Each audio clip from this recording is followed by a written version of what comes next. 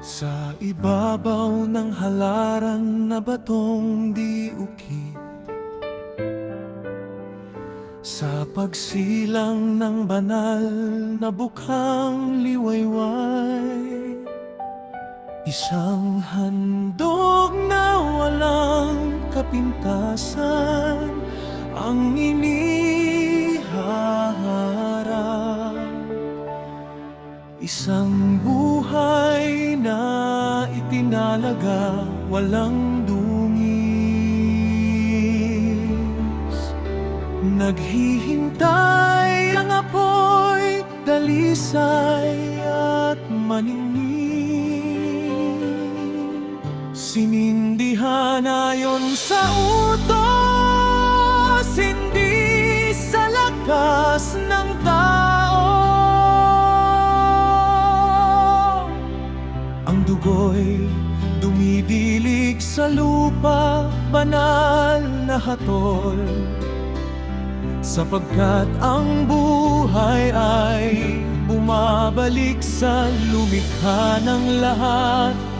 Ang usok ay umaakyat, haligi ng papuri, tinatangay ng hangin sa walang hanggang daan. Hindi para sa gutom ni sa pita ng laman, kundi pagsunod na pinadalisay ng banal na apoy. Abaya hawak, kataas-taasan at tapat. Ang handog na ito'y ganap na umakyat sa iyo. Walang itinatago, walang hinahati, isang pusong ganap. Lubos na nagpapasakop, nilalamon ng apoy ang buto. Litid at balat, habang ang panalangin ay pinapakawalan mula sa kaibuturan. Isang samyo ng lugod sa harinang walang hanggan. Isang tipan na tinatakan sa daan ng kabanalan. Ituro mo sa amin, O Hari, ang ipinapahayag ng apoy, na ang lubos na pagsuko ay higit sa mga salita.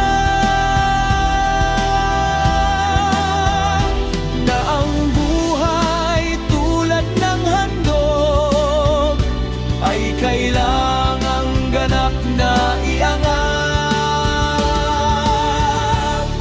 hanggang ang kalooban at pita ay yumuko sa kabanalan.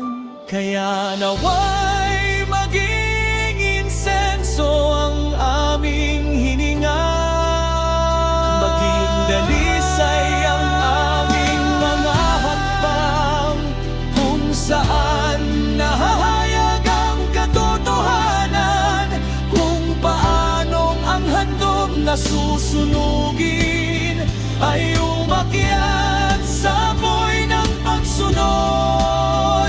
Naway ang aming mga buhay ay umakyat ding ganap. Lahat ay para sa kaluwalhatian ng banal na pangalan, Abaya Hawak.